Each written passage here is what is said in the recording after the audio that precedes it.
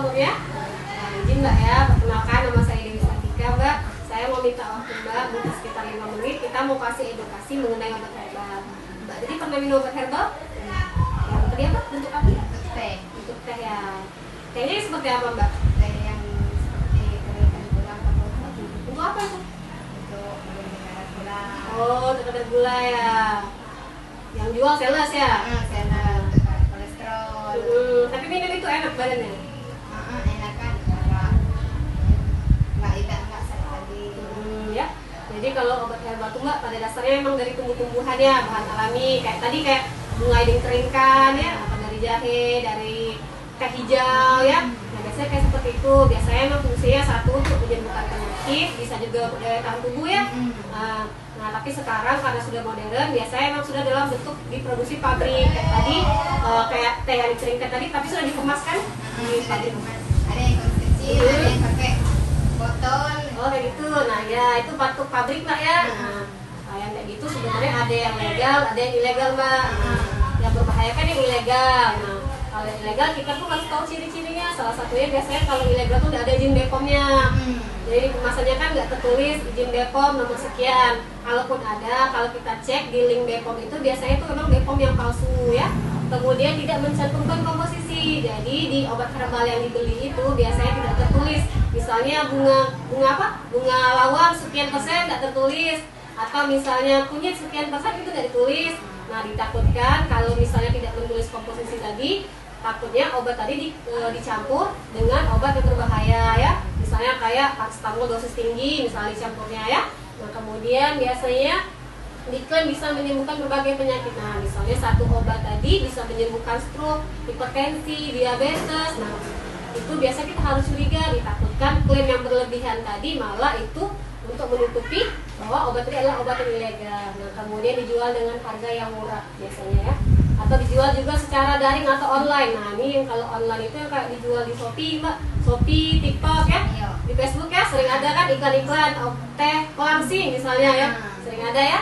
Nah kalau dijual online itu sama kurang lebih ciri-cirinya, satu nggak ada izin BPOM, kemudian klaim berlebihan. Nah kemudian dia juga biasanya tidak mencantumkan nama produsen, jadi PT-nya nggak ditulis di kemasan obat herbal tadi. PT yang memproduksinya, pabriknya itu biasanya nggak tertulis. Kemudian bentuk, warna dan rasa yang berlebihan. Nah ini juga takutnya misalnya ya dari warna sudah terlihat kadang Mbak, warnanya terlalu mencolok, rasanya terlalu tajam ya, baunya terlalu menyengat. Nah ditakutkan itu malah terlalu berlebihan warnanya, rasanya di dalam obat tadi ya. Kemudian dikemas secara tidak profesional. Ini maksudnya cuma dikemas dalam bentuk plastik-plastik bening biasanya, cuma ya botol-botol kaca tapi nggak ada mereknya. Nah itu biasanya banyak ilegal. Kemudian dijual dengan testimoni palsu. Nah, ini secara online itu suka ada yang WA Mbak, misalnya saya langsung dalam 3 bulan pemakaian ya. Sering ya Mbak. Nah itu takutnya itu testimoni palsu. Kemudian harga terlalu murah. Nah Mbak biasa beli harga berapa? Kemarin itu 125, lumayan harganya Mbak ya. Nah, lumayan ya. Tapi tetap Mbak harus perhatikan tadi ya BPOM-nya ya. Biasanya kalau yang ilegal tuh harganya murah Mbak. Misalnya kadang cuma 25.000, 30.000 ya. Sering ya? Ada yang 19.000 murah. Itu takutnya malah isinya bahan-bahan yang berbahaya, bahan kimia ya.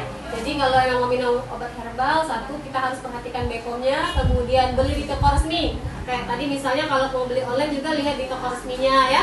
Kemudian lebih bagus beli di apotek, karena kalau di apotek itu kan pasti sudah melalui seleksi, apotekernya sudah melihat kan obat ini layak masuk apotek atau enggak ya. Kemudian jangan percaya klaim berlebihan. Nah, jadi kalau misalnya sudah bilang saya bisa sembuh dalam sekali pemakaian, bisa menyembuhkan berbagai penyakit, jangan kalau percaya ya. Kemudian biasanya konsultasikan dengan tenaga kesehatan. Nah, jadi kalau mau minum obat herbal ini teh tadi juga boleh diminum, tapi konsultasi. Boleh? Tanya dulu. Ya, tanya dulu ke dokternya, dok, kalau minum obat herbal ini boleh nggak dok? Gitu ya. Jadi dokternya bisa lihat, oh bu, ini ternyata nggak boleh untuk ibu yang sakit ini minum obat herbal ini, nggak boleh dokternya kan? Dokternya malah memperparah penyakit. Nah, kenapa sih kita harus tahu yang ilegal tadi ciri-cirinya untuk menghindari efek sampingnya Mbak. Nah, kalau efek samping jangka pendeknya yang segera timbul biasanya Mbak ya, awal pemakaian biasanya kita mual, muntah dan nyeri perut. Nah, kalau sekarang Kemarin itu ngantuk. ngantuk ya? Oh, ngantuk terus ya? Kita minum Bikin tidur. Tapi langsung banyak makan nggak bisa Mbak? Enggak, maksudnya kalau obat yang kayak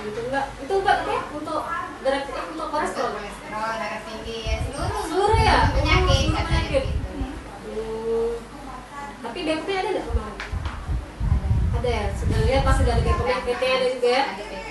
Tapi kalau reaksinya sudah kayak terlalu kayak gitu mbak, takut kita malah itu yang bahannya isinya tuh kayak bahan kimia kalau langsung seperti itu ya. Kemudian juga wajah bengkak, nah wajah kaki bengkak juga mbak biasanya mbak, kayak kakinya tiba-tiba membesar kayak ada cairan itu biasanya juga reaksi awal ya. Kemudian warna oranye kalau pekat, nah pipisnya mbak, pipisnya biasanya terlalu kuning, sedikit kental, itu biasanya juga reaksi awal obat ya. Kemudian tubuh terasa lelah, pusing, nah tadi ngantuk kan, nah itu biasanya juga reaksi obatnya mbak. Nah, itu takutnya malah ilegal ya. Nah itu resiko kalau jangka pendek. Nah jangka panjangnya lebih bahaya lagi mbak. Kalau jangka panjangnya dia bisa merusak hati dan ginjal. Sekali karena merasa lemes tak minum lagi ya. Udah bagus itu mbak. Kalau misalnya sudah rasa kita merasa aneh, nggak usah diminum lagi ya. Kemudian gangguan pencernaan, mual dan reaksi alergi berat. Nah kalau sudah merasa perutnya sakit, mual, terus badan melebam-lebam, merah-merah, itu reaksi alergi obat juga mbak ya. Kemudian interaksi berbahaya jika dikonsumsi dengan obat dokter. Nah ini biasanya kalau orang penyakit kronis sudah minum obat rutin dari dokter, terus juga disertai dengan obat herbal, nah ditakutkan malah obat herbal yang tidak jelas tadi, satu bisa menurunkan fungsi obat dari dokter, kemudian juga memperparah penyakitnya tadi. Kemudian resiko ketergantungan, nah ini kecanduan mbak ya. Nah biasanya kalau obat yang kayak gitu, karena kandungan ini tidak jelas tadi, dia bikin kecanduan. Hari ini minum misalnya badan terasa enak ya, biasanya malah lemas kalau tidak minum lagi. Itu biasanya reaksi dari kecanduan obat. Nah jadi kalau obat alami itu mbak, kalau misalnya mereka bilang alami mbak, alami, belum tentu itu aman. Kita tetap harus perhatikan BPOM-nya, harus perhatikan PT-nya ya, masanya juga. Sama siapa mbak? Sama kawan. Kawannya lemes juga? Ngantuk, nggak mau lagi kan? Sama berarti itu kemungkinan tuh bahan yang di dalam ikan itu malah berbahaya mbak ya. Reaksi seperti itu malah kan aneh kan di badannya. Terus sampai sini ada urutannya mbak? Ya, kita sampai sini aja. Terima kasih mbak atas waktunya ya. Semoga cepat sembuh.